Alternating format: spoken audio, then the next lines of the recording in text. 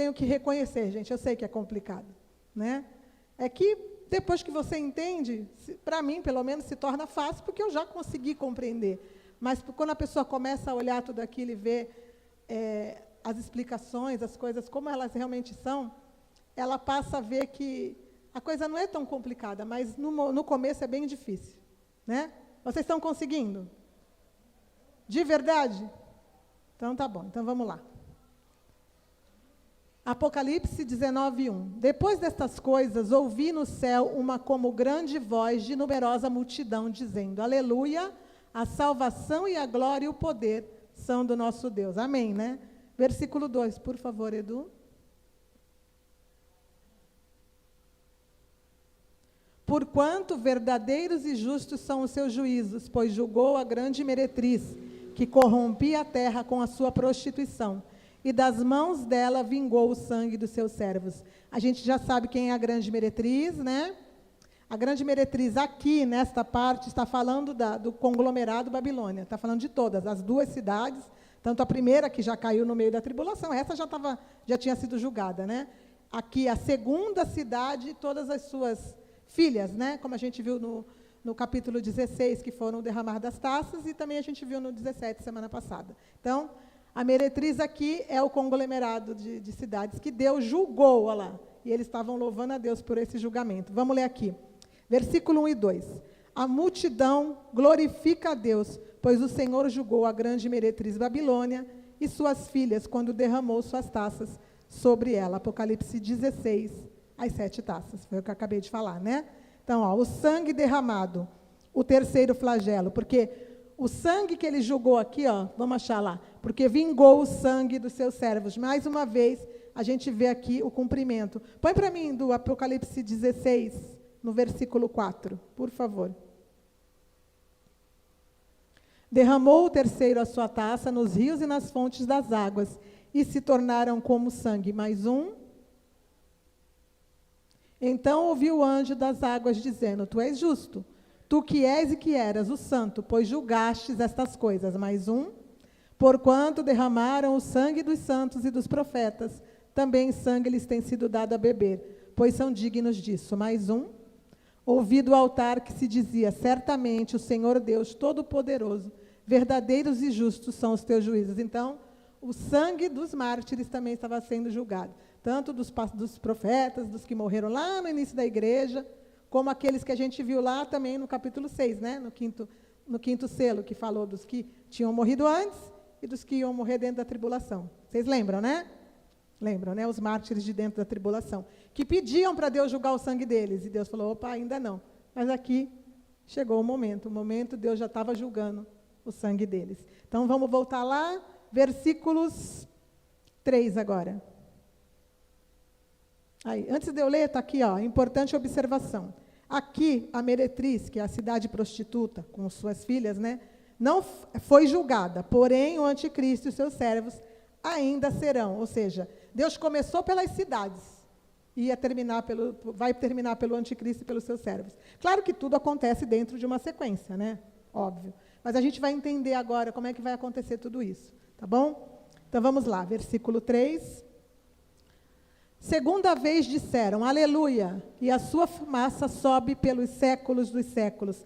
A sua fumaça, estudo de vocês aí, versículo 3, sobe pelos séculos dos séculos. O seu juízo e destruição são eternos, e por todos os séculos. Ou seja, a destruição que Deus determina sobre todos eles, tanto as cidades como eles, ela é tomada como uma fumaça que sobe pelos séculos dos séculos, porque é eterno, não vai ter fim.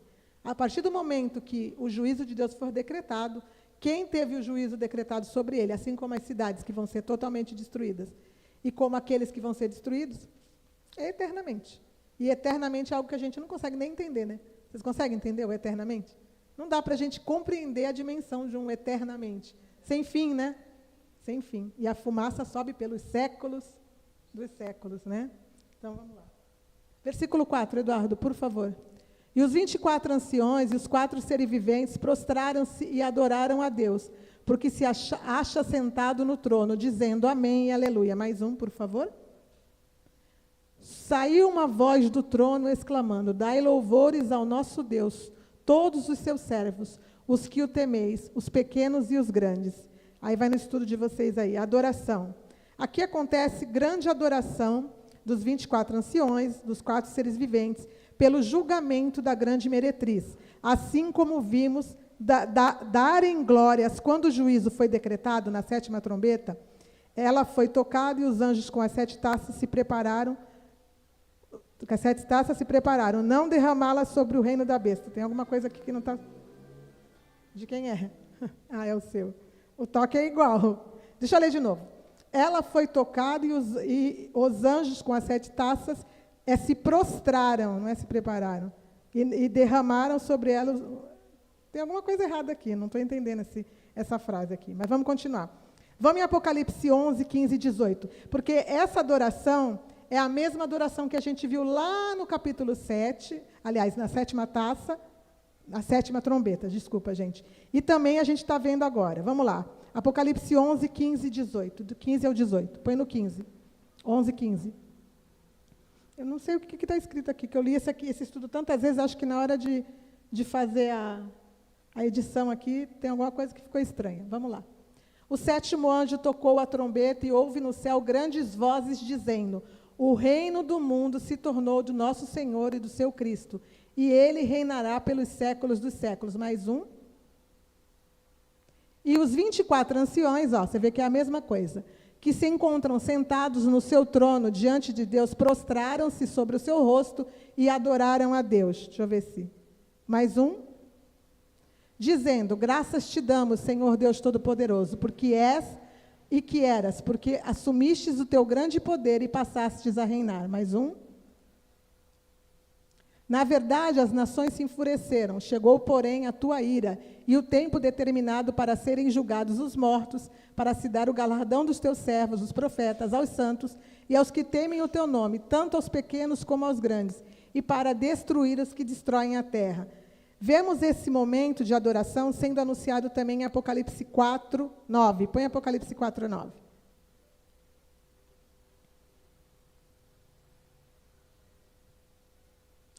Quando esses seres viventes derem glórias e honras e ações de graças ao que se encontra sentado no trono e ao que vive pelos séculos dos séculos, a gente vai prestar atenção aqui na conjugação do verbo, quando eles derem. Então, aqui só estava dizendo o que ia acontecer. Eles não estavam dando glórias aqui, mas estava dizendo que em um dado momento, lembra que a gente falou sobre isso lá atrás? Que ia acontecer algo que ia fazer com que eles dessem glórias e honras a Deus. Põe mais um, por favor, Edu. Os 24 anciões prostraram-se diante daquele que se encontra... Prostrar-se-ão, futuro. Diante daquele que se encontra sentado no trono, e adorarão ao que vive pelos séculos dos séculos, e depositarão as suas coroas diante do trono, proclamando, mais um: tu és digno, Senhor, és Deus nosso de receber a glória, a honra e o poder, porque todas as coisas tu criaste, sim, e por causa da tua vontade vieram a existir e foram criadas. Então, aqui está lá no capítulo 4, lá no início. Não tinha acontecido ainda. Mas a gente está vendo que, quando a 7ª trombeta tocou, e ia começar o juízo das taças, que foi o que a gente leu agora, eles deram glórias e honras. Então, ali eles deram glórias e honras porque ia começar. E quando acaba, eles dão glórias e honras porque se cumpriu. Então, o momento que está aqui mostrando que isso ia acontecer é o momento da ira de Deus, tanto quando ela vai começar, quanto quando ela termina. Eles dão honras e glórias a Deus. Por quê? Porque a justiça de Deus está sendo feita, né? Então, tá, vamos lá. 19, 7, 6 agora, por favor, Edu. Isso. Então ouviu uma como voz de numerosa multidão, como de muitas águas, e como de fortes trovões, dizendo: aleluia, pois reina o Senhor nosso Deus, o Todo-Poderoso. Mais um, por favor. Alegremo-nos e exultemos, e demo-lhes glória, porque são chegadas as bodas do Cordeiro, cuja esposa a si mesmo já se ataviou. Então, são dois momentos de adoração diferentes. Primeiro, eles estavam dando glórias, igual falou lá no capítulo 4, pela destruição da meretriz. Agora, eles já estão dando glórias e honra de novo. Olha lá, vamos ver. Volta um, por favor. Então, ouviu uma voz de numerosa multidão. Então, existe uma multidão dando glórias aqui, como de muitas águas e como fortes trovões, dizendo: aleluia, pois reina o nosso Senhor, o nosso Deus, o Todo-Poderoso. Mais um. Alegremo-nos e exultemos e demos-lhe glória, porque são chegadas as bodas do Cordeiro, cuja esposa a si mesmo já se ataviou. Mais um, por favor. Pois lhe foi dado vestir-se de linho finíssimo, resplandecente e puro, porque o linho finíssimo são os atos de justiça dos santos. Então, aqui, eles já estavam dando glórias, porque estava chegando, já tinha chegado as bodas do Cordeiro. O que é as bodas do Cordeiro? Ninguém sabe. O que é bodas? Casamento, gente. Bodas não é casamento? Então, aqui vamos falar das bodas do Cordeiro. E quem é a noiva de Cristo? A igreja, que vai subir, não é? Então, aqui ela já estava sendo chamada de noiva, de esposa. Vocês leram lá? Porque aqui o casamento já estava acontecendo. E se ela já era esposa, é porque já estava consumado. Né? Vamos entender o que significa isso, tá? Ó, os seres viventes glorificam a Deus, pois é chegada as bodas do Cordeiro, com a esposa sendo apresentada. Põe a imagem, por favor, Edu, a primeira imagem. Vamos entender. A festa de casamento na cultura judaica. Isso é muito importante a gente entender como era a festa de casamento na cultura judaica na época de Jesus. Porque tudo que acontece na Bíblia, ela está fundamentada nessa festa que eles já viviam naturalmente. Então, vamos entender. Naquele tempo, costumava-se durar 7 dias. 7 dias de festa. Quanto tempo a igreja vai ficar no céu com Jesus? 7 anos. Não é isso? A igreja sobe, aí a tribulação está acontecendo na terra, mas a igreja está lá no céu. Ela só desce agora no finalzinho. Então, os 7 dias é a representação dos 7 anos. Certo? Então, tá, vamos lá. Durante esses 7 dias, havia muita comida e bebida. E a festa era um momento de grande alegria e celebração, com a participação de familiares, amigos e convidados. O milagre de Caná, da Galileia, aquele milagre que Jesus fez, que transformou água em vinho, Caná da Galileia, lá, ocorreu durante esse período de festa. Então, aquela festa estava lá. Por que acabou o vinho? Porque 7 dias tem que ter vinho, hein? Tem que ter comida também, né? Tem que ter. Porque senão... Então, vamos lá. Os costumes matrimoniais judaicos. Vai no estudo de vocês aí. Nos tempos bíblicos, envolviam 3 etapas principais. A gente vai ler sobre ela um pouquinho agora. Ó. A primeira etapa era o noivado, o estabelecimento da aliança matrimonial. O segundo passo era a tomada. Esse ato era realizado à noite e envolvia a consumação do casamento, quando o noivo levava a noiva para a casa de seu pai. Este era a essência da cerimônia e corresponde ao casamento do Cordeiro, que está em Apocalipse 19, 7. Então, vamos entender. Eu vou explicar para vocês. O casamento judaico era assim, ficavam noivos, mas o noivado ele já era um contrato de casamento. Então, eles eram noivos, sim, porque não tinha consumação, mas já estavam casados, perante a lei deles, já existia um contrato de casamento. Então, quando a Maria fica grávida, e ela ainda não estava morando com José, mas ali diz o que? Ela já estava o quê? Desposada, que ela já era a esposa dele, não é isso que a Bíblia fala? Por quê? Porque eles já tinham esse contrato de casamento. Então, quando ele fala, não vou mais casar com ela e vou sair de fininho, não é isso que ele faz? Porque ela está grávida, ele estava largando a mulher, entendeu? Isso não era a representação de simplesmente um noivado, não, os costumes da época, eles já estavam casados, só faltava preparar tudo para que houvesse a festa e a consumação do casamento. Assim, o casamento do Senhor Jesus. O que a gente entende? Quando Jesus ele fez a Santa Ceia do Senhor, a última ceia lá que ele fez, ele estava ali fazendo um noivado com a igreja dele. Porque o noivado deles é bem parecido. Eles tomam um cálice de vinho, a noiva, ela aceita. Como ela aceita? Chega lá o pai e o suposto noivo. Quer casar? Ela fala que sim ou não. Se ela falar que não, não tem casamento. Se ela falar que sim, ok. Aí eles pegam um cálice de vinho, ela bebe, ele bebe, se faz aliança e se faz um contrato de casamento. E o que o Senhor Jesus fez antes de morrer? Bebeu o cálice de vinho na Santa Ceia, fazendo uma aliança de casamento com nós, que somos a noiva dele, que estamos aqui aguardando. Então, é a mesma coisa. Vocês veem que é a mesma coisa? Então, vamos continuar para a gente entender. Deixa eu virar a folha.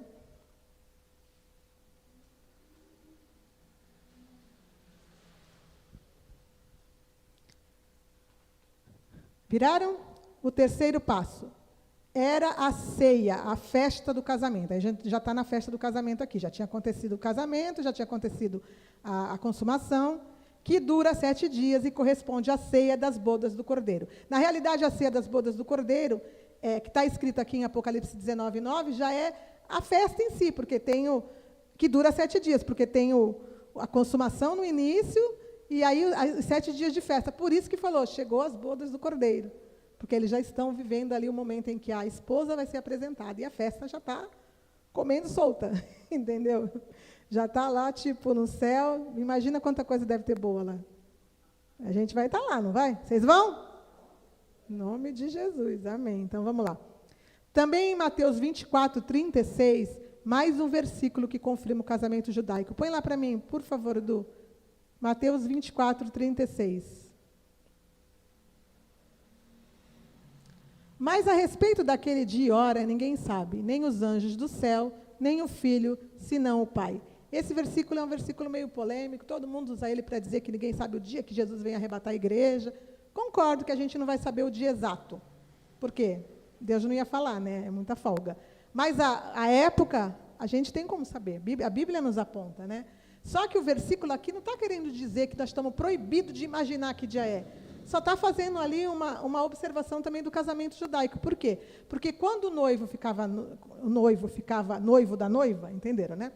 O que ele fazia? Ele voltava para a casa do pai para construir a casa dele, o quarto nupcial, dentro da casa dos pais. A mulher sempre casava com o marido e eles iam todos morar na casa dos pais. Então, a gente vê aquelas novelas bíblicas que mostram que está todo mundo morando é porque era assim mesmo, tá, gente? O filho trazia a esposa para a família dele, morar com os pais dele, os irmãos, e assim sucessivamente, né? Existia uma forma de clã, né, como fala.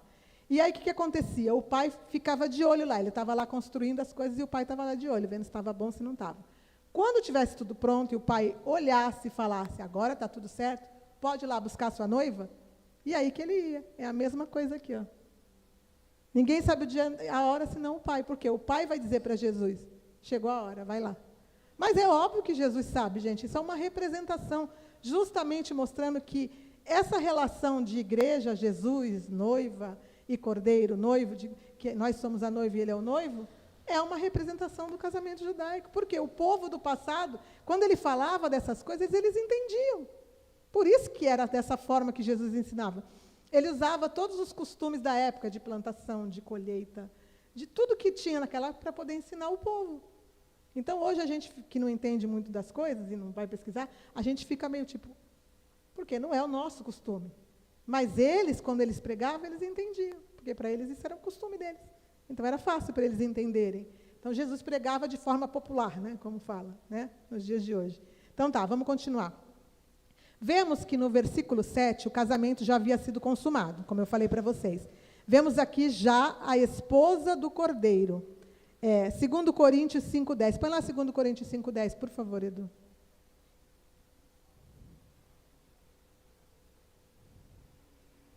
Porque importa que todos nós compareçamos perante o tribunal de Cristo, para que cada um receba segundo o bem ou o mal que tiver feito por meio do corpo. Então, vamos entender o que vai ser essa consumação do casamento para nós? O que vai ser? O que nós vamos chegar lá? O que nós vamos fazer? Primeiramente, passar pelo tribunal de Cristo, lá. Ó. Todos compareceremos ao tribunal de Cristo. Para sermos condenados? Não, a gente já está salvo. Mas a gente vai ser julgado segundo o bem ou o mal que tivermos feito por meio do corpo. Então, vai ter galardões, Deus vai dar recompensas. Um exemplo só, gente. A Patrícia serviu bonitinho, fez bastante coisa. Está aqui seu galardão. A Letícia já fez menos, o galardão dela vai ser menor. Mas todos já estão salvos.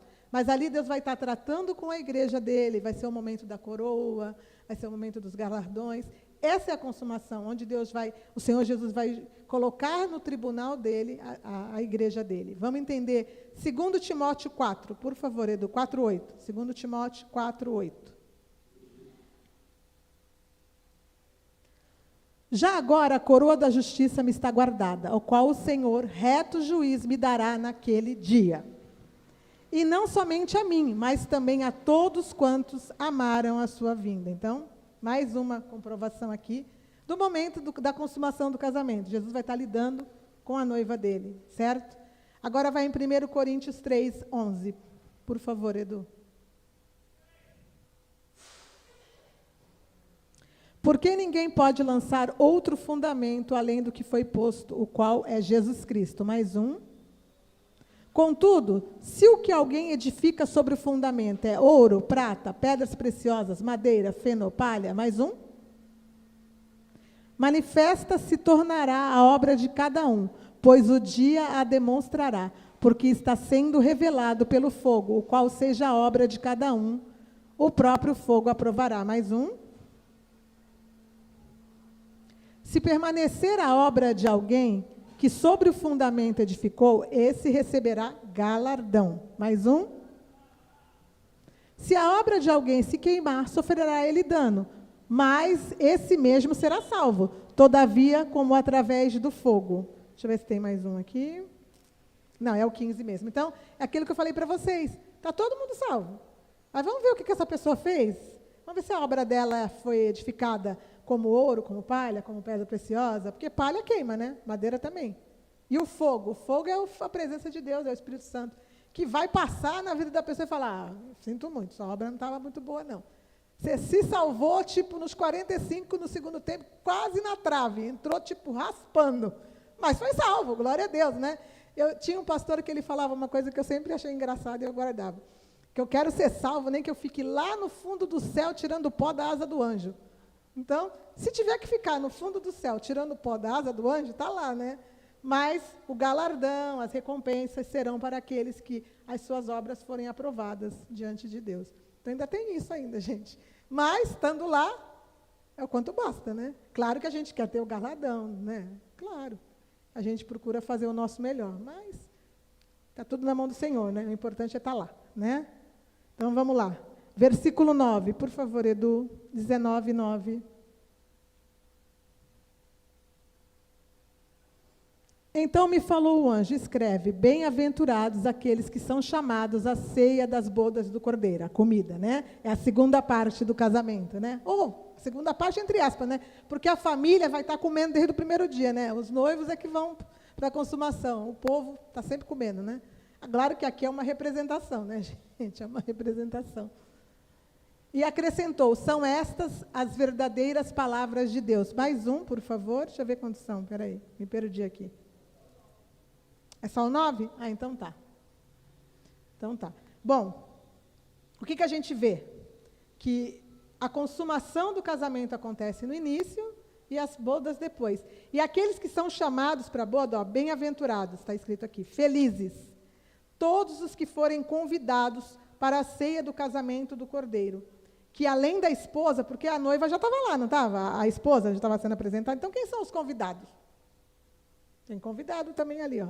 Além da esposa, estão ali também aqueles que foram salvos dentro da tribulação, sendo os convidados. Apocalipse 15, 2. Vamos dar uma olhadinha lá? Então, Apocalipse 15, 2, por favor.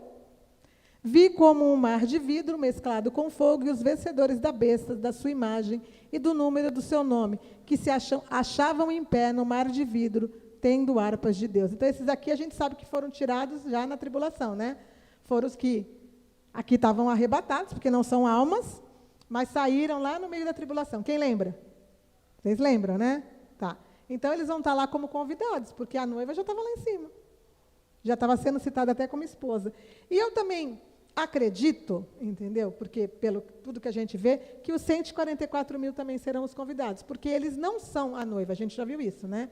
Eles fazem parte da igreja, mas eles não são a noiva. Tanto é que eles são colocados como homens, lembra que eu falei para vocês? Então, para mim, eles também são os convidados, junto com esses outros aqui, porque eles vão ser participantes da salvação desses daqui, né? Eles vão ter parte nessas salvações. Então, para mim, eles também são convidados. Agora, que vai ter convidado, vai. Entendeu? Que vai estar lá só de olho na apresentação da noiva, que será a igreja que subiu, né? Então, tá, vamos lá. Versículo 10, por favor, Edu. 19, 10. Estão entendendo? Então, tá bom. Prostrei-me ante aos seus pés para adorá-lo. Ele, porém, me disse, o anjo, né? Vê, não faças isso. Sou conservo teu e dos teus irmãos, que mantêm o testemunho de Jesus. Adora a Deus, pois o testemunho de Jesus é o espírito da profecia. Vai no versículo 10 aí. Aqueles que dão testemunho de Jesus cumprem as profecias. Então, as profecias, elas são cumpridas por aqueles que dão o testemunho de Jesus, porque o dar testemunho de Jesus já está dentro disso que é o crer nas profecias. Né? Para você dar testemunho de Jesus, tem que crer. Assim como os profetas lá atrás, a gente vai ver isso na semana que vem, que vai falar também sobre o testemunho dos próprios profetas, que também é o espírito de profecia, que eles tinham que falar daquilo que Deus estava dizendo para eles que ia acontecer, e davam testemunho disso. Né? Então, o espírito da profecia é você dar testemunho de Jesus. Então, adora a Deus, o anjo falou, não me adora não. Entendeu? Eu sou conservo de vocês. Vocês é que estão dando testemunho de Jesus aí. Entendeu? Então, vamos continuar. Versículo 11, por favor. Viu o céu aberto. Desculpa, gente. Viu o céu aberto. E eis um cavalo branco. E o seu cavaleiro se chama Fiel e Verdadeiro. E julga e peleja com justiça. Agora Jesus vai descer. Agora o negócio vai pegar. Então, vamos lá. Versículo 11. Chegou o momento em que o Senhor Jesus vai descer para a peleja com o anticristo, Satanás e os seus servos. Então, chegou o cumprimento do momento, do findar do juízo de Deus mesmo. Né? Lembrando que as meretrizes já tinham sofrido juízo, né? O andamento do julgamento já estava acontecendo. Mas os anjos trouxeram as taças. O Senhor Jesus estava lá no céu ainda, com a noiva, tal, na festa, mas a coisa já estava acontecendo, entendeu? Quando Jesus desce, o negócio já estava acontecendo. Está dando para entender, né? Então, vamos lá. Versículo 12, por favor, Edu. Aí. Os seus olhos são chama de fogo, e na sua cabeça há muitos diademas. Diademas são coroas. Olha lá, Jesus ele tem muitos diademas. Coroa de rei. Ele não tem só um, tem vários. Olha lá. Tem um nome escrito que ninguém conhece, senão ele mesmo. Quem lembra lá em Apocalipse 3, se eu não me engano, nas cartas das igrejas, que ele disse que ele ia ganhar um novo nome? Lembra que a gente leu? Ele tem um novo nome. Então, quem fica aí arrumando confusão, que vocês normalmente não pesquisam isso, mas tem gente que cisma de ficar, o nome não é esse, o nome é aquele, porque o nome de Jesus não é aquele. O nome de Jesus verdadeiro, o novo nome dele, aí ele sabe e a gente vai conhecer só lá no céu. Que é o nome que ele vai ser chamado lá no céu, né? O novo nome, que ninguém conhece senão ele mesmo. Então, mais um, por favor. Deixa eu ver se eu tenho 12 aqui. Tem. A glória do Senhor Jesus está sendo descrita. Versículo 13, por favor. Está vestido com um manto tinto de sangue, e o seu nome se chama Verbo de Deus. Então, o manto aqui dele, então o céu abriu, ele desceu. E ali está mostrando para nós que o manto dele já estava tingido de sangue. Por quê? Vamos entender? Então, vamos lá. É o 13, né? Manto tinto de sangue. Ele já está com o manto manchado de sangue. Por quê? Por que será, né? Vamos lá em Isaías 63, 1, para a gente entender. Isaías 63, 1. Quem é este que vem de Edom, de Bosra, com vestes de vivas cores, que é glorioso em sua vestidura, que marcha na plenitude da sua força? Sou eu quem fala em justiça, poderoso para salvar. Mais um. Por que está vermelha o traje e as suas vestes como daquele que pisa uvas no lagar? Mais um, por favor. O lagar eu pisei sozinho, e dos povos nenhum homem se achava comigo. Pisei as uvas na minha ira, e no meu furor as esmaguei. E o seu sangue me salpicou as vestes e me manchou o traje todo. Então, aqui a gente vai achar o porquê que ele já estava com as vestes manchadas. Porque ele esteve lá em Edom, em Bosra, não está escrito ali? Bosra é em Edom. Vamos entender. É interessante a gente olhar, né, que a palavra ela vai se desenrolando para a gente entender. Está aí no estudo de vocês. Onde é Bosra? Aí vamos ver a imagem, por favor, Edu, para a gente entender onde é Bosra.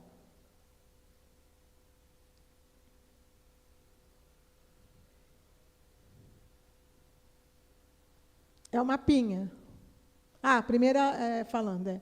Origem e localização, olha lá. Bosra é a capital e centro administrativo do reino de Edom, localizado na região montanhosa a sudeste do Mar Morto.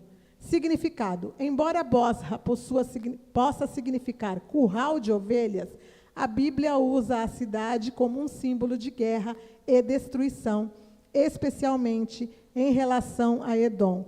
Edom é a cidade, ou a região, ou a nação, fundada por Esaú. Eu já falei isso para vocês. Quem era Esaú? O irmão de Jacó, né? E Deus, pelo jeito, está bem bravo com o povo de Edom ali, com Esaú, e foi lá para Bosra, que é a capital, para resolver o problema dele primeiro lá, pisar o lagar. Lagar e as uvas, a gente viu isso no capítulo 14, né, sobre o lagar, antes da igreja ser tirada, aliás, depois da igreja ser tirada, a igreja não, os santos da tribulação, serem tirados no segundo arrebatamento, depois no finalzinho está lá falando do lagar, que Deus pegou as uvas e jogou tudo no lagar para ser pisado pela ira dele, né? Então, a ira de Deus que está caindo aqui sobre o povo de Edom já é a justiça de Deus descendo por aqueles que desobedeceram, e a gente vai entender agora por quê, tá bom? Então, vamos lá. Por que o Senhor Jesus vai para Bosra, antes de Jerusalém? A gente vai entender. Põe Obadias 1:9, por favor. Obadias 1:9. Os teus valentes, ó Temã, estarão atemorizados, para que o monte de Esaú seja cada um exterminado pela matança. Temã é uma região também de Edom, tá? É que aqui está sendo citado. Esaú e Temã, que era uma das primeiras cidades que teve lá na região de quando Esaú fundou. Mas é a mesma coisa, tá? Vamos mais um versículo, por favor. Deixa eu ver até onde vai aqui. Até o 14, tá. Por causa da violência feita a teu irmão Jacó. Ó, vamos entender. Cobrir-te-á a vergonha e serás exterminado para sempre. Mais um. No dia em que, estando tu presente, estranhos lhe levaram os bens, e estrangeiros lhe entraram pelas portas, e deitaram sorte sobre Jerusalém. Tu mesmo era um deles. Mais um. Mas tu não devias ter olhado com prazer para o dia do teu irmão, o dia da sua calamidade, nem ter te alegrado sobre os filhos de Judá no dia da sua ruína, nem ter falado de boca cheia no dia da angústia. Mais um. Não devias ter entrado pela porta do meu povo no dia da sua calamidade, tu não devias ter olhado com prazer para o seu mal no dia da sua calamidade, nem ter lançado mão dos seus bens no dia da sua calamidade. Mais um. Não devias ter parado nas encruzilhadas para exterminares os que escapassem, nem ter entregado os que lhe restassem no dia da sua angústia. O que a gente está entendendo aqui? Que quando o anticristo for invadir Jerusalém no meio da tribulação, o povo de Edom vai estar junto. Certo? O povo de Edom vai estar junto e vai participar de tudo. Só que Deus não vai se deixar escarnecer, porque ele está atacando o próprio irmão dele. Então, os outros também vão estar atacando, mas vai ter primo, vai ter parente mais distante, mas o próprio irmão. Então, Deus ele vai primeiro julgar Edom e Bosra, o povo de Edom, porque o povo de Edom, além de participar, ainda vai trair, ainda vai pegar na curva quem estiver fugindo, vai entregar, vai matar, entendeu? Então, Deus ele vai simplesmente julgá-los primeiro e destruir o povo de Edom por causa disso. Vamos entender. Deixa eu ver aqui. Edom é a nação fundada por Esaú, já expliquei isso para vocês, irmão de Jacó. Põe a imagem para mim, por favor, Edu, do mapinha. Agora é o mapa. Aqui, ó. Vamos entender. Vou colocar aqui a folha. Ó, esse mapa é um mapa antigo, certo? Da época que, de antigamente mesmo, que antes de Jesus, quando se dividiu, ó, o povo de Edom ficava aqui, ó, no pezinho. Aqui, Israel, Jerusalém, aqui a Filístia, que é onde está Gaza hoje, mas hoje está tudo como Israel, né? Lá em cima, ó, Israel do norte, aqui Israel do sul, Judá, Jerusalém, Edom, certo? Bosra. Está vendo aqui, ó? Bosra, Temã, Edom. Moabe, Amon, que são os primos, filhos de Ló, com as filhas dele, Amon e Moabe, são os dois filhos dele. E os povos descendentes, que são primos, são os povos também que estão ao redor de Israel. E o irmão aqui embaixo. Claro que hoje tem outros nomes, né? A gente sabe, mas para mostrar para vocês que Deus ele vai se vingar de todo aquele que participar, infelizmente, desse juízo. Não só o anticristo, como todos aqueles que estiverem com eles. As nações, as cidades das nações que estiverem com eles, né? Hoje, essa região que está em volta ali de Israel é a Jordânia. Tá? Tanto Edom, como Moabe, como Amon, só que Edom ainda pega um pedaço também da Arábia, ali embaixo, saudita, hoje, né? Mas a região que está em volta ali, a maioria é Jordânia hoje, que está em volta de Israel, né? Mas a gente já viu, lembra o mapinha da semana passada que eu mostrei para vocês? Da grande Israel? Das cidades que estão hoje lá? Então, que vai ser a grande Babilônia, que vão estar juntas? Então, vão participar junto, né? Só que Deus vai... Com Edom, a coisa vai ficar mais difícil para Edom, né? Então, vamos continuar. Vocês estão entendendo, né? Deixa eu ver aqui. Deixa eu ver onde eu parei. Observação importante, né? Então tá. Vamos lá. Quando os céus se abrem, o Senhor Jesus vai primeiro em Bosra, como a gente já viu.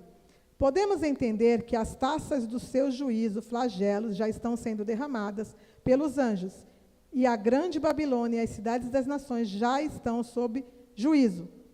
Nesse momento, os reis da terra e os poderosos tentarão fugir dessa destruição. Isaías 2:6. Vamos lá ver o que acontece. Porque as cidades estão sendo destruídas. Está descendo fogo, tem terremoto para todo lado, está descendo fogo para todo lado. Deus está mandando o juízo dele, né? E o que os reis e os poderosos vão estar fazendo nesse momento? 2:6, vamos lá.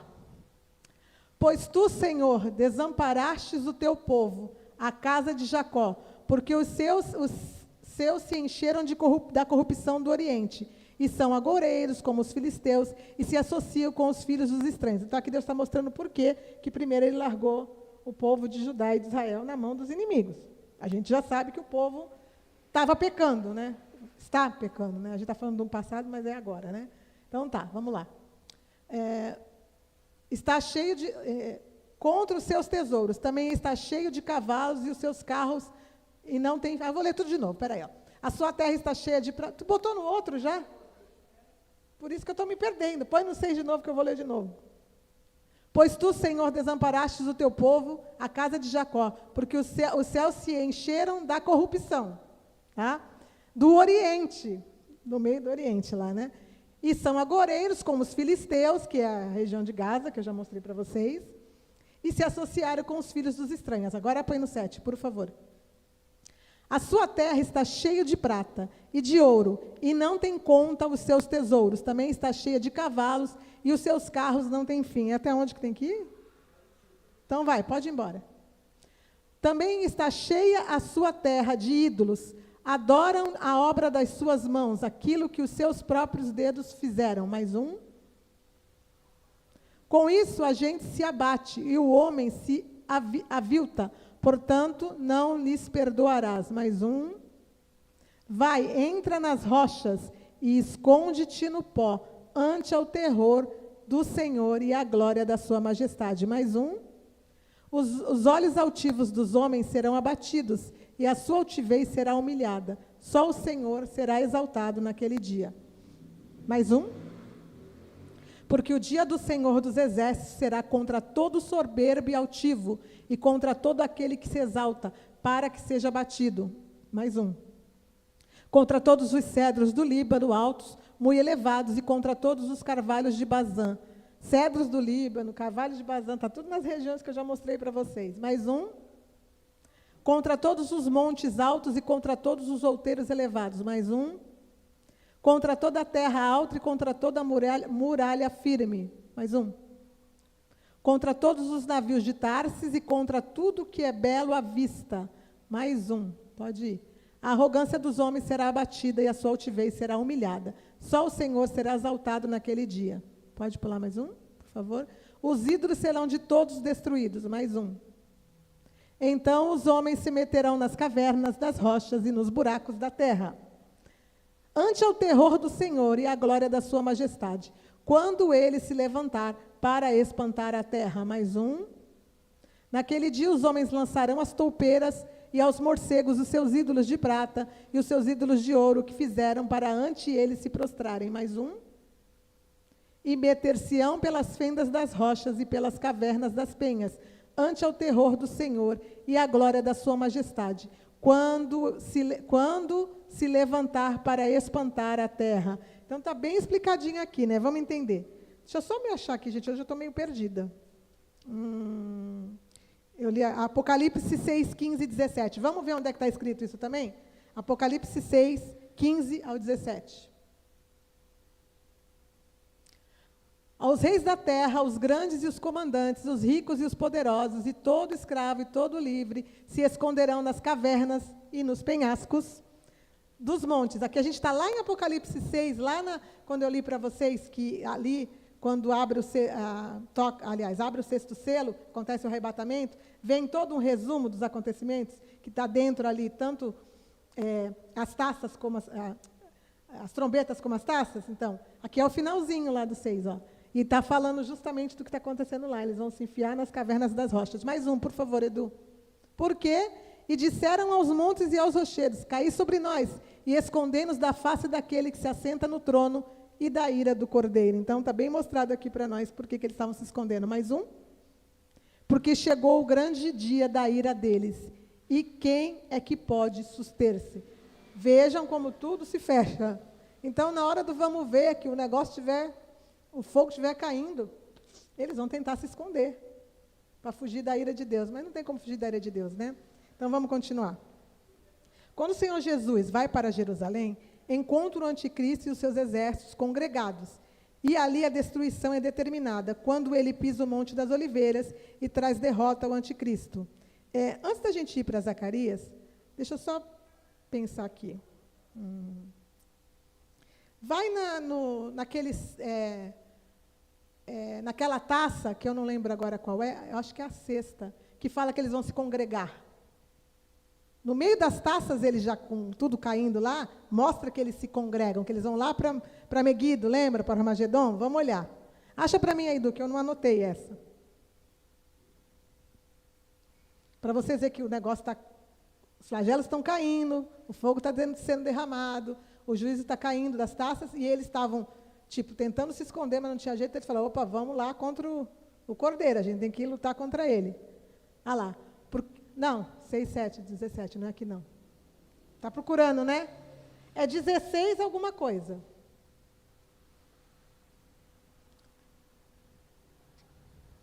Acha lá para nós.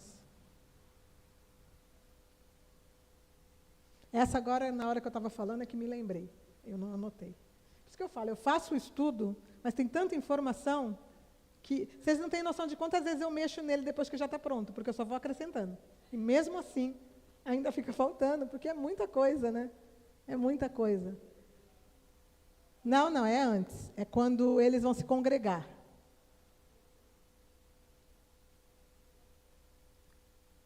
Ou é o quinto ou é o sexto flagelo.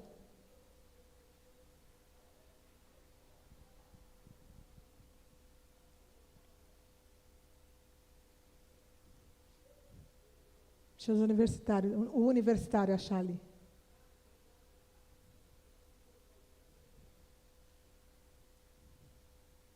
Achou?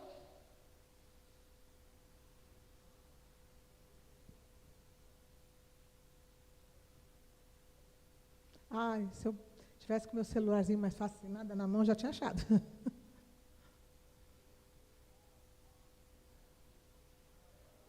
Vocês têm que ficar também rápido, gente. Quando for perguntar alguma coisa, vocês abriram o celular e já achar. Entendeu? Aqui, ó. Não, aqui ainda é o Apocalipse 16, 19. Tá. É que eu estou olhando 16, acho que ele já achou. 16, acho que ele já achou.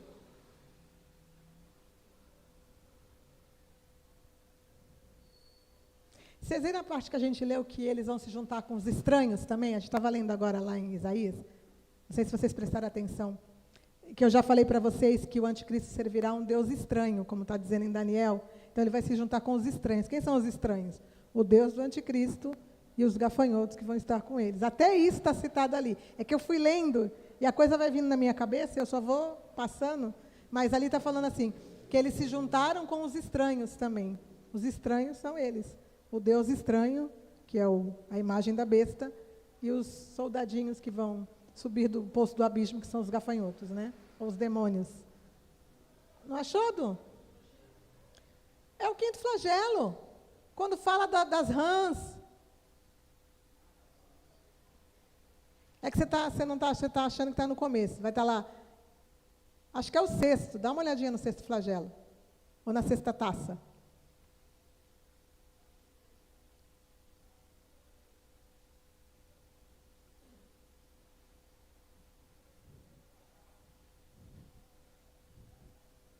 Ai, gente, que nervoso.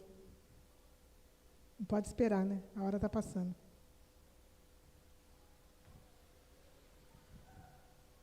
Vocês também não acharam? Você está no capítulo 16? Então vai lá no sexto flagelo. Vê lá se é ele. O primeiro, o segundo, o terceiro, o quarto, eu sei que não é. Ou é o quinto ou é o sexto. É que eu não estou lembrando agora. Que fala das rãs que saem da boca de Satanás, do dragão. Que o rio Eufrates seca. É a seca do rio Eufrates.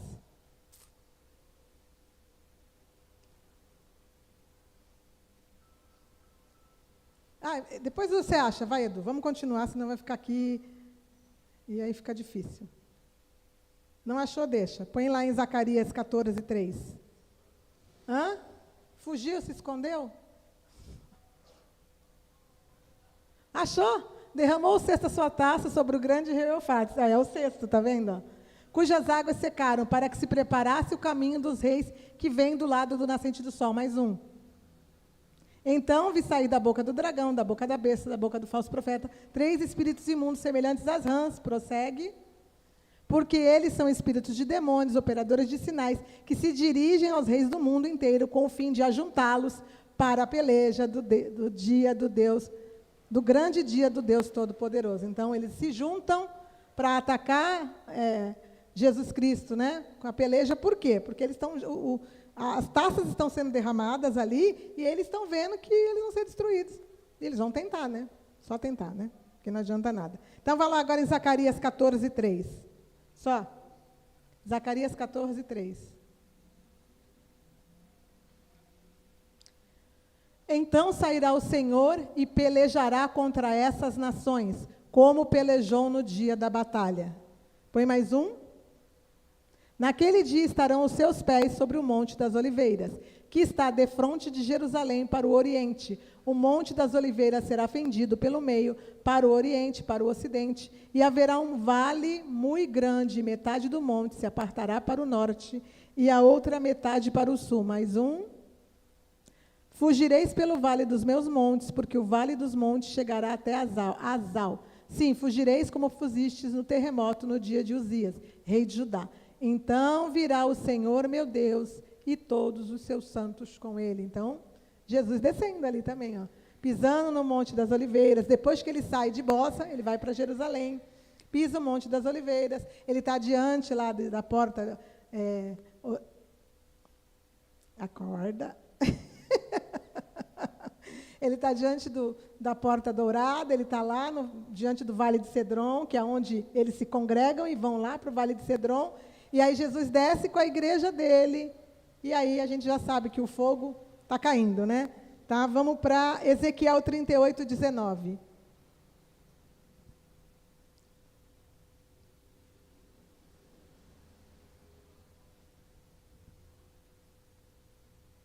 Pois no meu zelo e no brasume do meu furor disse que naquele dia será fortemente sacudida a terra de Israel. Então, voltando de novo, vamos lá.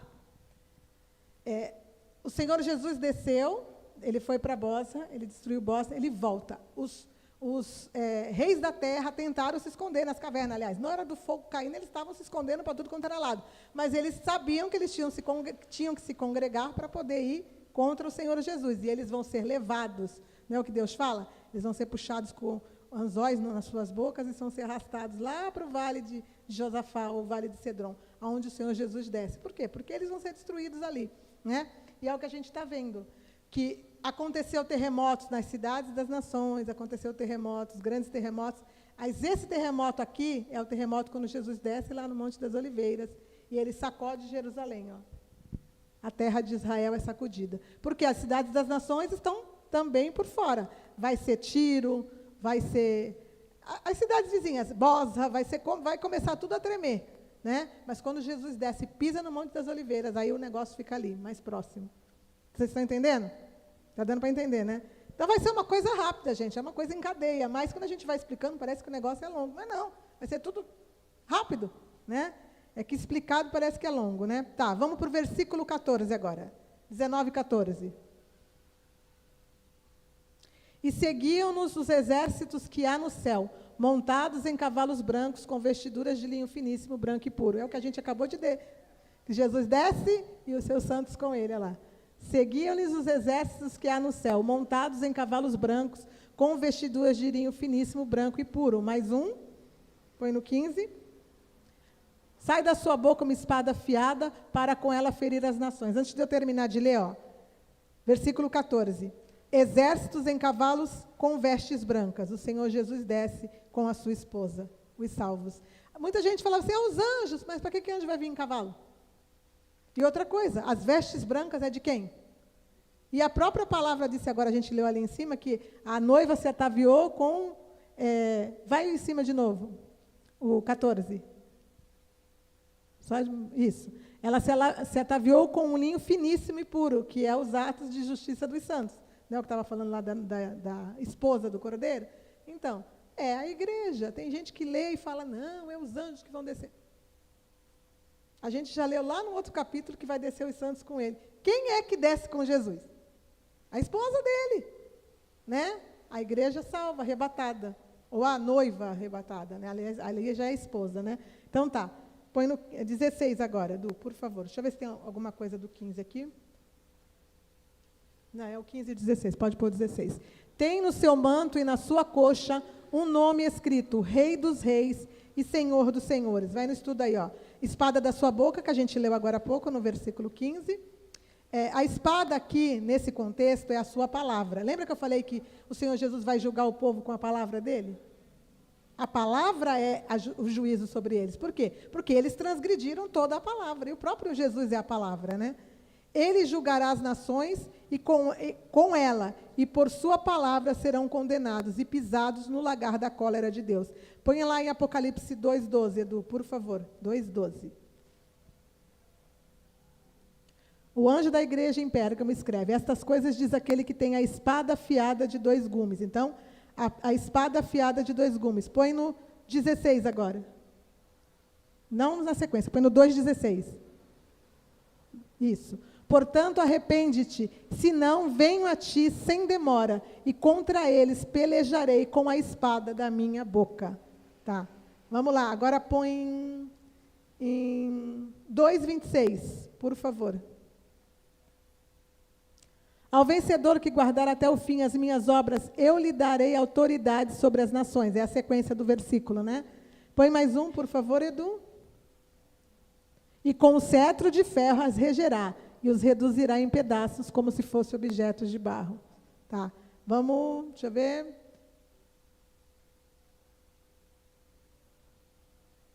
Põe no 12,5, por favor. 12,5. Nasceu-lhe, pois, um filho varão que há de reger todas as nações com cetro de ferro. Então, do mesmo jeito que o Senhor Jesus vai reger as nações com cetro de ferro, o filho varão, que é a igreja arrebatada, ali também faz parte de 144 mil, porque quando estiver lá no milênio e lá na eternidade, principalmente no milênio, a igreja dele, que vai tanto fazer parte dos 144 mil, como a noiva, vão reger as nações com cetro de ferro, ou seja, vão ser os governantes junto com ele. O Senhor Jesus é o rei, e vai ter os que vão ajudá-lo a governar. Por quê? Porque no milênio vai ter pessoas, e vai se multiplicar pessoas, e a gente vai ver isso já já. Tá? Então, tá. Põe agora no 14 e 19, por favor. Então o anjo passou a sua foice na terra e vidimou a videira da terra e lançou-a no grande lagar da cólera de Deus. Então ali estão os versículos que estão resumindo o versículo 15 e o 16, tá? Que a gente leu agora. Vamos para o versículo 17 agora, Edu, por favor. 19 e 17. Então vi um anjo posto em pé no sol, e clamou com grande voz, falando a todas as aves que voam pelo meio do céu: Vinde, reuni-vos para a grande ceia de Deus. Põe mais um, por favor. Para que comais carnes de reis, carnes de comandantes, carnes de poderosos, carnes de cavalos e de seus cavaleiros, carnes de todos os, quer livres, quer escravos, tanto pequenos como grandes. Então, o anjo já estava preparando o banquete dos pássaros, lá, das aves. Por quê? Porque Deus ia começar a destruição deles contra os reis, contra os poderosos, contra todos aqueles que fazem parte do exército do anticristo, tá? E aí a gente vê isso também, ó. Aqui vemos o momento em que o juízo de Deus é derramado sobre a besta, ou o anticristo, e o seu exército, que é descrito também em Joel 3:2. Vai lá em Joel 3:2, por favor, Edu. Congregai todas as nações e as farei descer ao vale de Josafá, aquilo que eu falei para vocês, olha lá. Eles estão lá em Meguido, aí ele vai fazer eles descer para o vale de Josafá, que é o vale de Cedron, que está lá diante da porta do Monte das Oliveiras. E ali entrarei em juízo contra elas, por causa do meu povo e da minha herança, Israel, a quem lhes espalharam por entre os povos, repartindo a minha terra entre si. Mais um. Lançaram sorte sobre o meu povo, deram meninos por meretrizes e venderam meninas por vinho que beberam. Mais um. Deixa eu ver até quando, até o 14. Que tendes vós comigo, Tiro e Sidom, a gente já viu tudo isso, ó. E todas as regiões da Filístia, é isso, vingança que quereis contra mim? Se assim me quereis vingar, farei sem demora cair sobre a vossa cabeça a vossa vingança. Mais um. Visto que levastes a minha prata e o meu ouro, e as minhas joias preciosas metestes nos vossos templos, os despojos, né? Mais um. E vendestes os filhos de Judá e os filhos de Jerusalém aos filhos dos gregos, para os apartar para de longe dos seus limites. Mais um. Eis que eu os suscitarei do lugar para onde os vendestes, e farei cair a vossa vingança sobre a vossa própria cabeça. Vocês lembram que eu expliquei para vocês que o Império Romano, que é o quarto império do animal, da besta, que tinha 10 chifres? Lembra, Daniel? Tinha o leão, que era a Babilônia, tinha o urso, que era a Medo-Persa, tinha o leopardo, que era a Grécia, e tinha um que era uma besta com 10 chifres, dentes de ferro, e que tinha unhas de bronze, que eu falei para vocês que era uma mistura do Império Grego com o Império Romano. Então, ali não falou para nós que eles venderam para os gregos? Por quê? Porque dentro de todo esse corpo de destruição do qual o anticristo virá, também estão ali a descendência dos gregos. Nós estamos falando do Império Grego do passado, né? Daqueles que descendem hoje do Império Grego. Então, sempre está tudo citado, né? Então, mais um, por favor, Edu. Venderei vossos filhos e vossas filhas aos filhos de Judá, e estes aos sabeis a uma nação remota, porque o Senhor o disse. Mais um. Proclamai isto entre as nações, apregai guerra santa, suscitai os valentes, cheguem-se, subam todos os homens de guerra. Mais um. Forjai espadas das vossas relhas de arado e lanças das vossas podadeiras. Digo fraco, eu sou forte. Mais um.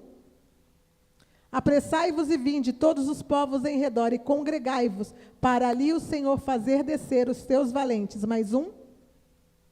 Levantem-se as nações e sigam para o vale de Josafá, porque ali me assentarei para julgar todas as nações em redor. Mais um.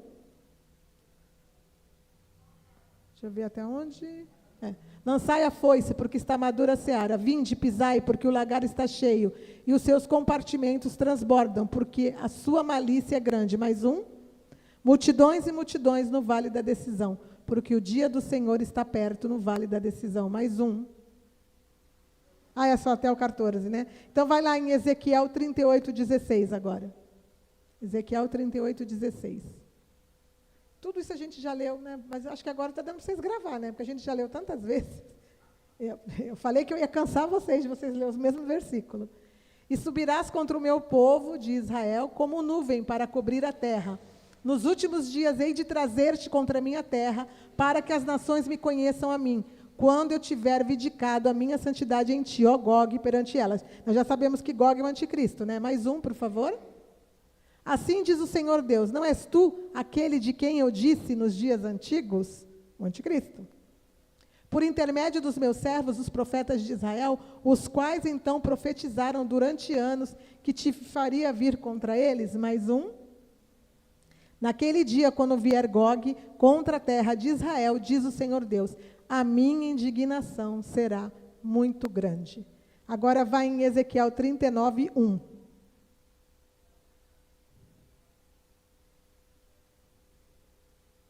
Tu, pois, ó filho do homem, profetiza ainda contra Gog, e diz, assim diz o Senhor Deus, eis que eu sou contra ti, ó Gog, príncipe de Ros, Meseque e Tubal. Mais um. Far-te-ei que te volvas e te conduzirei. Far-te-ei subir dos lados do norte e te trarei aos montes de Israel. Da onde que eles vêm? Lá dos lados do norte, né? Tanto Tiro, que é a cidade dele, Babilônia, a prostituta principal do meio da tribulação, né? Vai ser Tiro, como Meguido, onde eles vão se congregar, também está lá no norte. Eu já vou mostrar para vocês já. Vamos continuar. Dos lados do norte, espera aí, não terminei de ler. E te trarei aos montes de Israel, mais um. Tirarei o teu arco da tua mão esquerda e farei cair as tuas flechas da tua mão direita. Mais um. Nos montes de Israel cairás, tu e todas as tuas tropas, e os povos que estão contigo, e toda a espécie de aves de rapina, e os animais do campo, eu te darei para que te devorem. Mais um. Cairás em campo aberto, porque eu falei, diz o Senhor Deus. Mais um.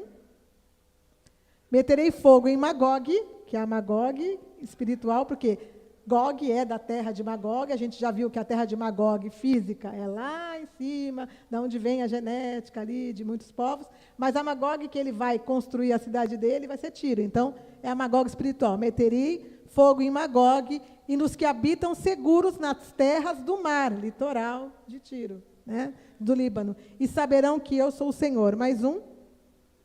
Farei conhecido o meu santo nome no meio do meu povo, de Israel, e nunca mais deixarei profanar o meu santo nome. E as nações saberão que eu sou o Senhor, o santo de Israel. Mais um. Eis que vem e se cumprirá, diz o Senhor Deus. Este é o dia de que tenho falado. Gente, sabe o que eu vi que eu não li aqui? Põe Ezequiel 39, 17, que a gente falou dos pássaros e eu não li, eu pulei. Ezequiel 39, 17. Aqui, ó. Tu, pois, ó filho do homem, assim diz o Senhor Deus, dize às aves de toda a espécie, ó, a mesma coisa que está lá em Apocalipse que a gente leu, ó, e a todos os animais do campo, ajuntai-vos e vinde, ajuntai-vos de toda parte para o meu sacrifício, que oferecerei por vós, sacrifício grande nos montes de Israel, e comereis e bebereis sangue. Mais um. Comereis a carne dos poderosos e bebereis o sangue dos príncipes, olha lá, da terra, dos carneiros e dos cordeiros, dos bodes e dos novilhos, todos engordados em Bazã. Mais um. Do meu sacrifício que oferecerei por vós, comereis a gordura até vos fartardes, e bebereis o sangue até vos embriagardes. Mais um. A minha mesa, vós vos fartareis de cavalos e de cavaleiros, de valentes, e todos os homens de guerra, diz o Senhor Deus. Mais um. Manifestarei a minha glória entre as nações, todas as nações verão o meu juízo que eu tiver executado, e a minha mão que sobre elas tiver descarregado. Então, aqui a gente está vendo que está lá no versículo, acho que é o 17, né? Põe lá de novo, no 19 e 17, Edu.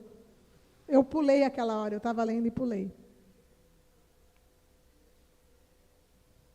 É isso mesmo, ó. Então vi um anjo posto em pé no sol e clamou com grande voz, falando a todas as aves que voam por meio do céu. Vinde e reunamos para a grande ceia de Deus. Mais um. Para que comais carnes de reis, carnes de comandantes, carnes de poderosos, de cavalos, dos seus cavaleiros, carne de todos, quer livres, quer escravos, tantos pequenos como grandes. O mesmo acontecimento sendo citado. Então, não tem para onde correr, né? Estou mostrando para vocês aqui que é o mesmo acontecimento, que está descrito tantos séculos antes. Lá na época, antes de Jesus nascer, os profetas já falavam, os profetas falaram, como a Bíblia diz que, não é esse aquele de quem os meus profetas falaram? Então, está tudo descrito. Então, estou mostrando para vocês que tudo está se encaixando e que o cumprimento profético de todos os livros dos profetas, e do livro do Apocalipse, do livro de Daniel, todos os profetas, eles são uma coisa só. Você vai pegando as pecinhas e vai encaixando uma na outra, né? É o que a gente está fazendo aqui. Tá, então vamos para a imagem do que eu falei. Põe lá, na imagem que eu vou mostrar do norte. A próxima. Aqui, ó. Eu já mostrei esse mapinha para vocês, mas só para vocês verem, ó. Líbano é lá em cima, da onde está Tiro. Norte de Israel, norte de Jerusalém. Então, extremo norte. E Meguido, onde eles vão se congregar para descer também para Jerusalém. Da onde eles vêm? Do norte. Então, tudo sempre explicadinho, né? Então, vamos continuar. Deixa eu ver agora. É importante observarmos, vai aí, depois da imagem exibida agora, está escrito aí, depois dos versículos que a gente leu, acharam? Então tá. É importante observarmos que nessa peleja em que a esposa de Jesus, os salvos arrebatados, desce com ele, o Senhor fará justiça por Israel, que se arrependerá e reconhecerá o seu Messias. Então, o seu Messias Jesus. Então, ele vai descer para destruir o anticristo, para destruir os exércitos, para pisar o lagar, pelo povo dele. O povo dele pecou, o povo dele errou. Ele vai enviar muitos lá para fazer justiça? Vai, porque ele quer que o povo se arrependa. E vai ter aqueles que vão se arrepender. Lembra que vai ter aqueles que Deus vai esconder, que vão fugir para o deserto, lá no capítulo 12. Lembra que eu li para vocês? No capítulo 12, a mulher foge para o deserto e vai ser escondida por Deus. Então, um remanescente do povo de Israel, esse que vai ser escondido por Deus, porque muitos vão morrer, muitos vão se entregar para o anticristo, que vão ser escondidos, eles vão descer para a região de Edom. A gente não sabe exatamente em que lugar Deus vai escondê-los, mas em algum momento, lá no final, por que Edom vai ser também culpado? Porque eles vão entregar, eles vão encontrar e eles vão entregar. Entendeu? Além de participar do ataque, eles vão entregar. Então, quando o povo de Israel estiver sendo entregue novamente para o anticristo, muitos mortos, porque eles vão voltar também. O povo de Israel, Judá, esses que vão ser salvos também vão estar lá adiante, porque eles vão ser entregues.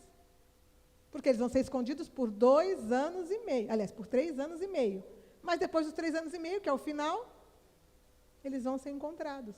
E aí, Deus vai falar, agora o negócio vai ficar feio, porque ele vai descer pelo povo dele. Por mais que eles tenham errados, vai ter aqueles que vão se arrepender e que vão reconhecer Jesus como Messias. Vamos ver isso? Vamos ver? Então, vamos lá em Zacarias 12, 2. Põe lá para mim, por favor, Zacarias 12, 2. Eis que eu farei de Jerusalém um cálice de tontear para todos os povos em redor. Sempre ali, está vendo? E também para Judá, durante o sítio contra Jerusalém. Mais um. Naquele dia farei de Jerusalém uma pedra pesada para todos os povos. Todos os que a erguerem se ferirão. Então, ele vai usar eles para erguer Israel ali, para trazer justiça. Mas aqueles que tocarem Israel também vão ser feridos. É o que está dizendo ali para nós. Ó. Sabe aquela história do filho? Às vezes a gente deixa alguém fazer alguma coisa contra o nosso filho, porque na escola, vamos lá, mas depois a gente quer ir lá e resolver o problema com a pessoa que tentou contra o nosso filho. É mais ou menos isso. Deus vai falar, vai lá, faz justiça para ele se arrepender. Aí ele se arrepende, agora vocês vão ver pelo que vocês tocaram no meu filho. É isso, entendeu? Deus, ele age dessa forma, é uma forma interessante, né? Mas é a forma que Deus vai agir com o povo de Israel. E com a gente também, com a igreja ele também age assim. Aqueles que erguerem se ferirão gravemente, e contra ela se ajuntarão todas as nações da terra. Mais um. 4 agora, Edu. Deixa eu só ver até onde vai. Naquele dia, diz o Senhor, ferirei de espanto todos os cavalos e de loucura os que montam. Sobre a casa de Judá abrirei os olhos e ferirei de cegueira a todos os cavalos dos povos. Mais um. Então os chefes de Judá pensarão assim, os habitantes de Jerusalém têm a força do Senhor dos exércitos, do seu Deus. Então aqui, quando eles estiverem lá, eles já vão estar com a força de Deus guardando eles. Vamos em Zacarias 13, 8 agora, por favor.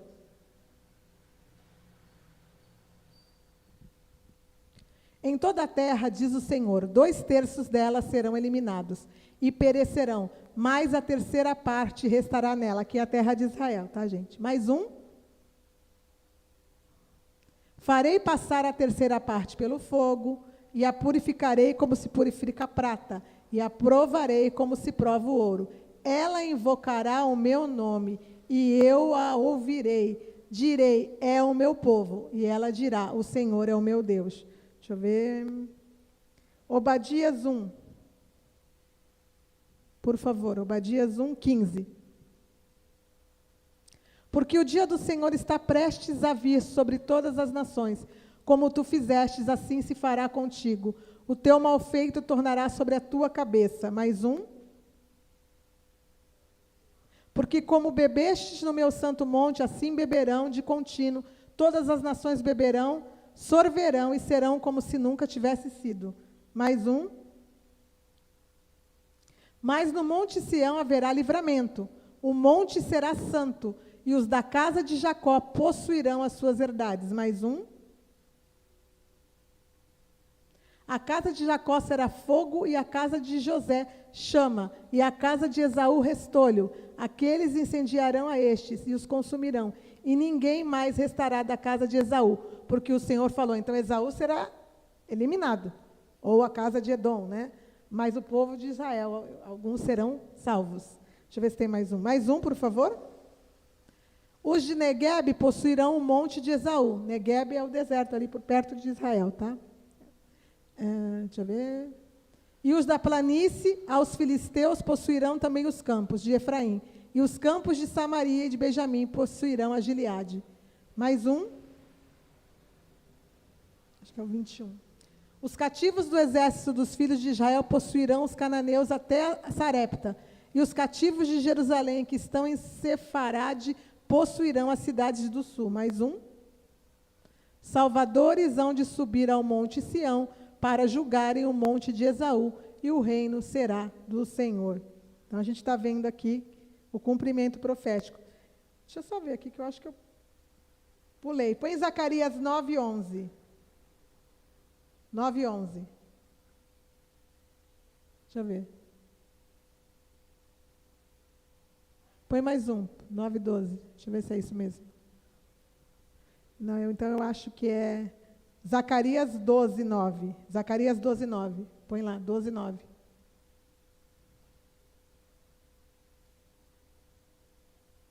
Naquele dia procurarei destruir todas as nações que vierem contra Jerusalém. Mais um. Sobre a casa de Davi, sobre os habitantes de Jerusalém, derramarei um espírito de graça e de súplicas. Ó.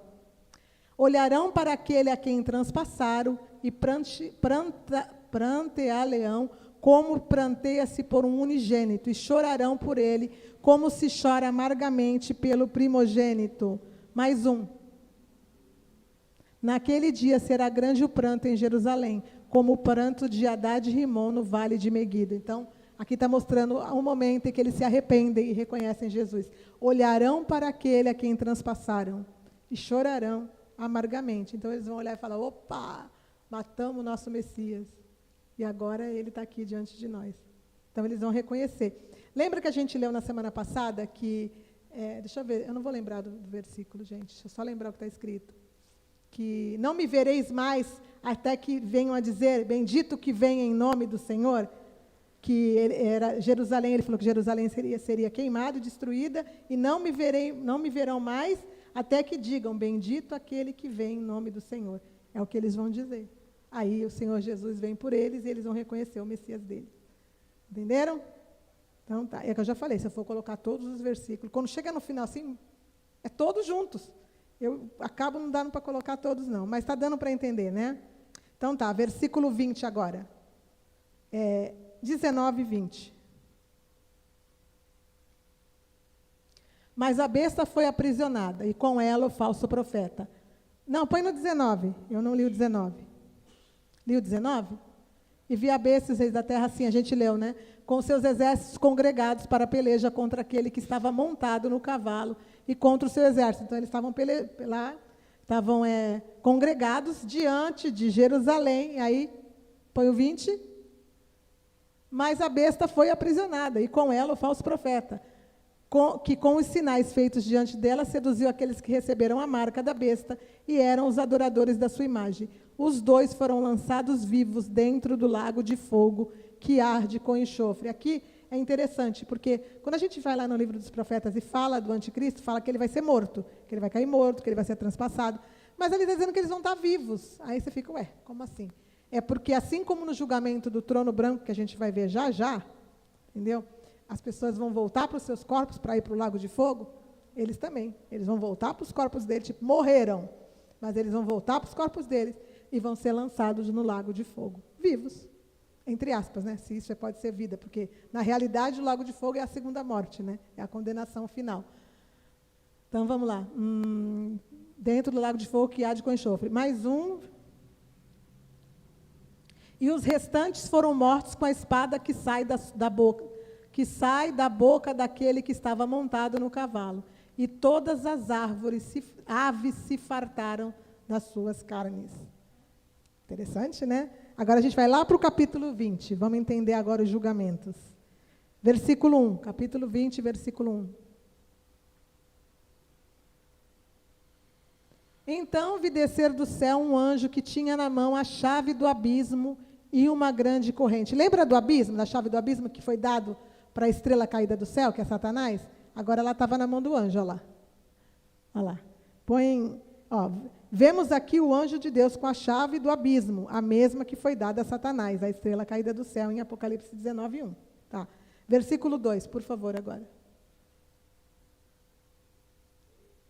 Versículo 2, próximo. Ele segurou o dragão, a antiga serpente, que é o diabo e Satanás, e o prendeu por 1000 anos. Então, o anticristo e o falso profeta já foram para o lago de fogo. Mas Satanás, o dragão, ele foi amarrado. Olha lá, o anjo pegou ele, olha lá, e o prendeu por 1000 anos. Vamos entender o que é isso aqui.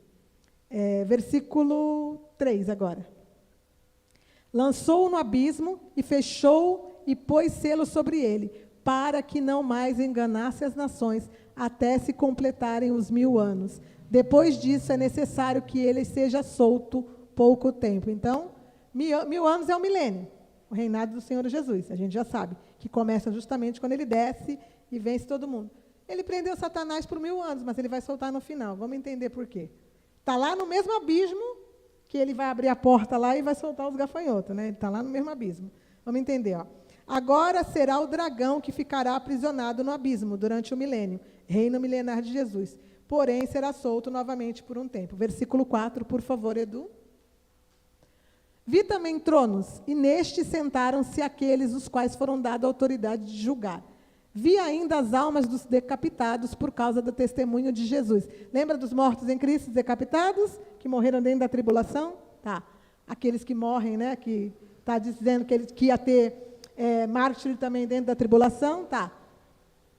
Por causa do testemunho de Jesus, bem como por causa da palavra de Deus. Aqui são almas, está bem escrito ali, ó.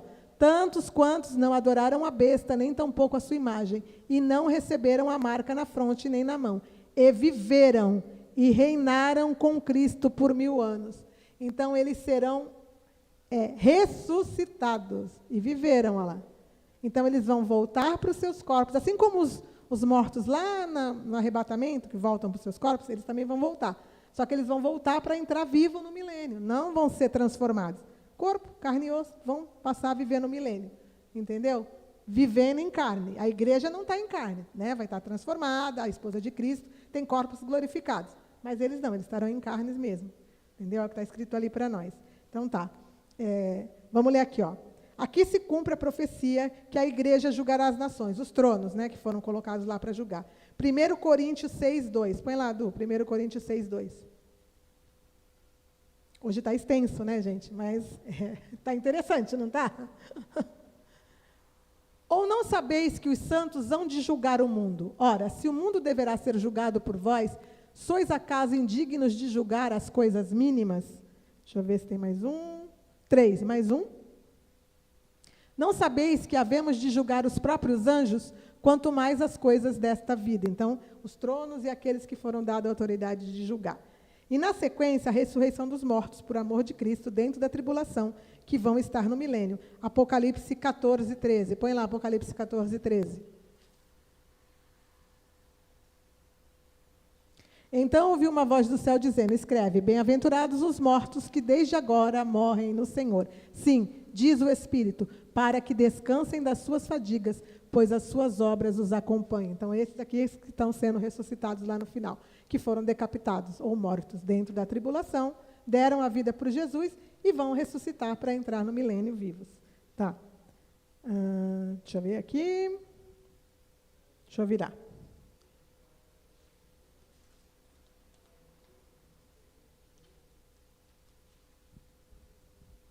Pode pôr no versículo 5, 25. Capítulo 20, versículo 5. Agora tem que falar com calma. Isso. Os restantes dos mortos não reviveram até que se completassem os 1000 anos.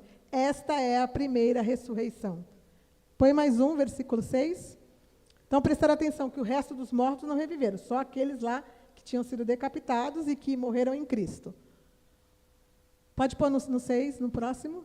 Bem-aventurados e santo é aquele que tem parte na primeira ressurreição. Sobre esses, a segunda morte não tem autoridade. A segunda morte é o lago de fogo.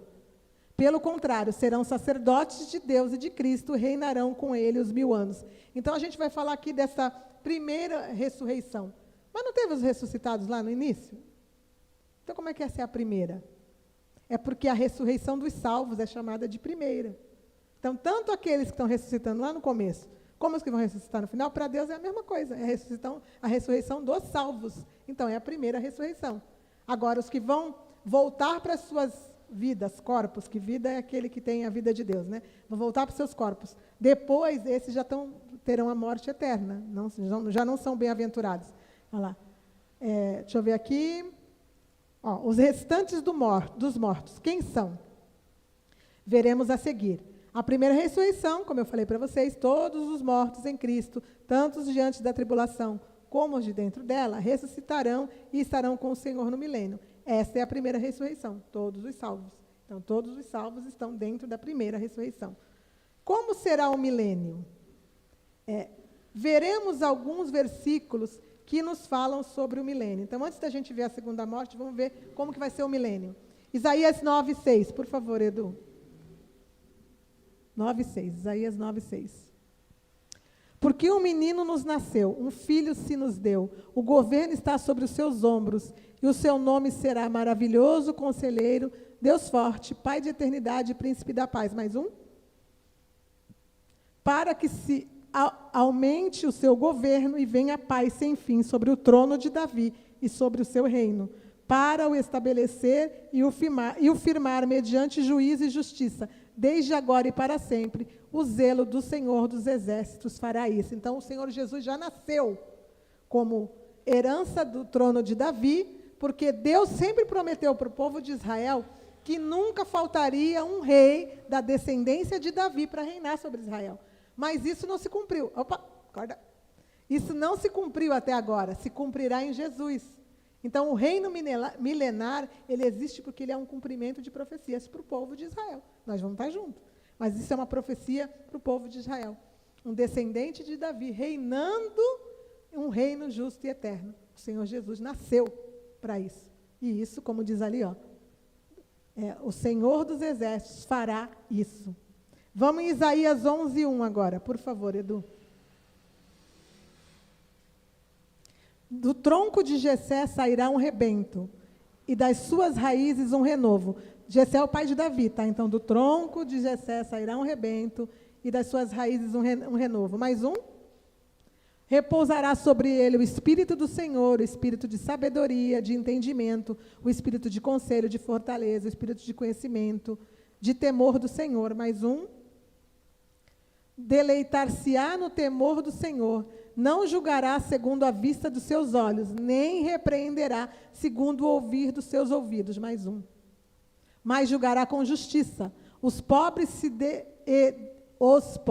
e decidirá com a equidade a favor dos mansos da terra. Ferirá a terra com a vara da sua boca e com o sopro dos seus lábios matará os perversos. Mais um. A justiça será o cinto dos seus lombos e a fidelidade o cinto dos seus rins. Mais um. O lobo habitará com o cordeiro, o leopardo se deitará junto com o cabrito, o bezerro e o leão novo e o animal cevado andarão juntos, e um pequenino os guiará. Então, você vê que dentro do milênio, nem os animais vão atacar um ao outro. Vai ser um reino de justiça. O juízo de Deus cumpriu-se ali aquilo que ele tinha que julgar, e aí vem a justiça dele, um reino de justiça. Mais um, por favor. A vaca e a ursa pastarão juntas, e as suas crias juntas se deitarão. O leão comerá palha com o boi. Mais um. A criança de peito brincará sobre a toca do áspide. O áspide é cobra, né? E já desmamada meterá a mão na cova do basilisco, que também são cobras. Tudo bom. Mais um. Não se fará mal nem dano algum em todo o meu santo monte, porque a terra se encherá do conhecimento do Senhor, como as águas cobrem o mar. Deixa eu ver se tem mais um.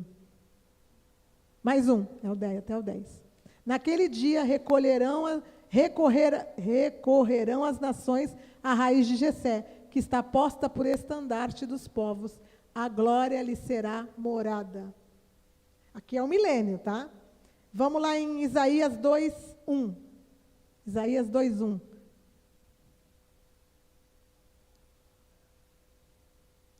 Palavra que em visão veio a Isaías, filhos de Amós, a respeito de Judá e de Jerusalém. Mais um. Nos últimos dias acontecerá que o monte da casa do Senhor será estabelecido no cimo dos montes, e se elevará sobre os outeiros, e para ele afluirão todos os povos. Mais um. Irão muitas nações e dirão: vinde, subamos ao monte do Senhor e à casa do Deus de Jacó, para que nos ensine os seus caminhos, e andemos pelas suas veredas, porque de Sião sairá a lei, e a palavra do Senhor de Jerusalém. Mais um. Ele julgará entre os povos, e corrigirá muitas nações. Estas converterão as suas espadas em relhas de arado, e as suas lanças em podadeiras. Uma nação não levantará a espada contra outra nação, nem aprenderão mais a guerra. Mais um.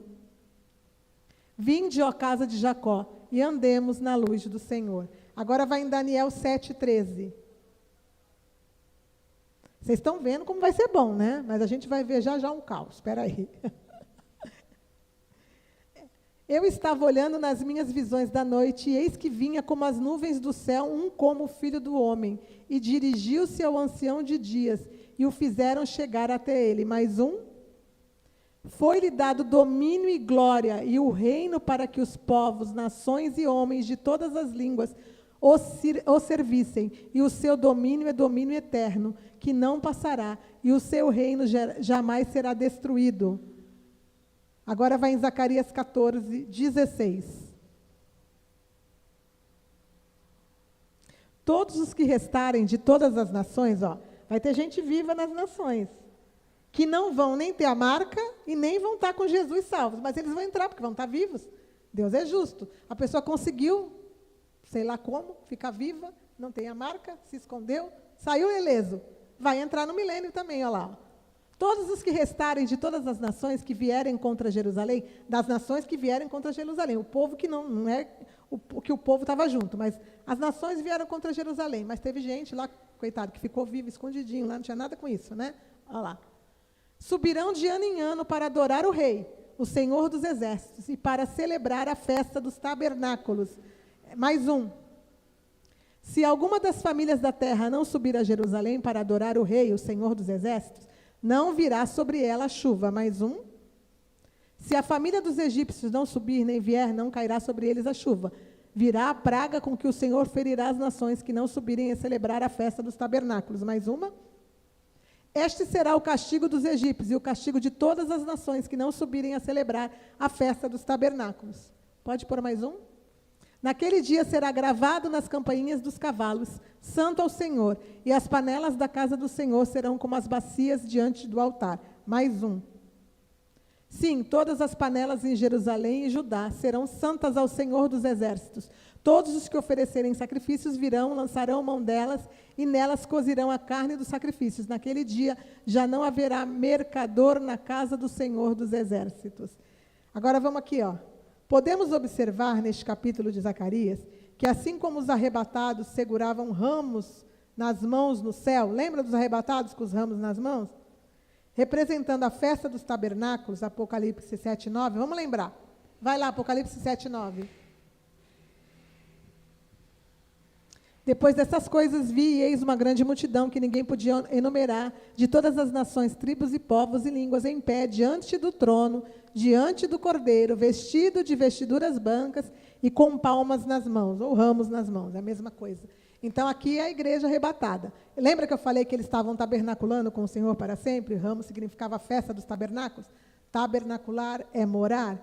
Então, aqui, vocês viram ali que vai ter a festa dos tabernáculos, lá no milênio, né?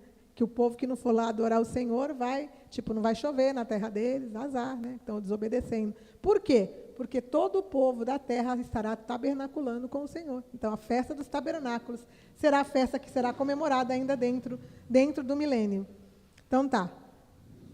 Deixa eu ver. Também dentro do milênio, a festa dos tabernáculos será festejada, pois o povo do Senhor passou a morar com ele, na terra, né?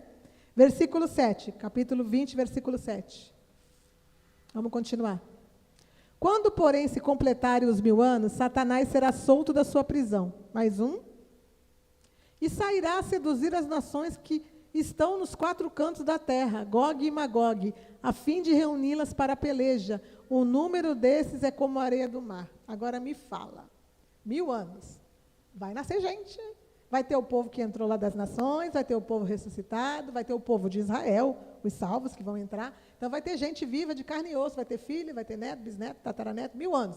Vai nascer gente aberta, porque 1000 anos nasce muita gente, né? Vai ter gente ainda que, com um reino desse de justiça, vai se rebelar. Pode uma coisa dessa? Não, é incrível, não é? E aí Satanás é solto para seduzir, por quê? Porque Deus precisa limpar a eira, gente. Ele precisa tirar Ele não matou ninguém, mas ele vai precisar resolver. Quem quis ficar de boa, aceitou o reino de Jesus, ok. E quem não quis? Olha lá, como a areia do mar ainda vão ser seduzidos. Ali está dizendo Gog e Magog, vamos entender. Satanás é solto e sairá para seduzir aqueles que, assim como os servos de Gog e Magog, Gog da terra de Magog, que é o anticristo, né? A gente já viu, dentro da tribulação, se rebelarão contra o Senhor, possuindo o mesmo espírito. Então, o mesmo espírito ainda vai estar nas pessoas, assim como Gog da terra de Magog e os servos dele se rebelaram contra o Senhor. Mais uma vez, vão ter gente se rebelando contra o Senhor. Porém, assim como Satanás será derrotado, eles serão destruídos pelo Senhor. Vamos ver? Versículo 10.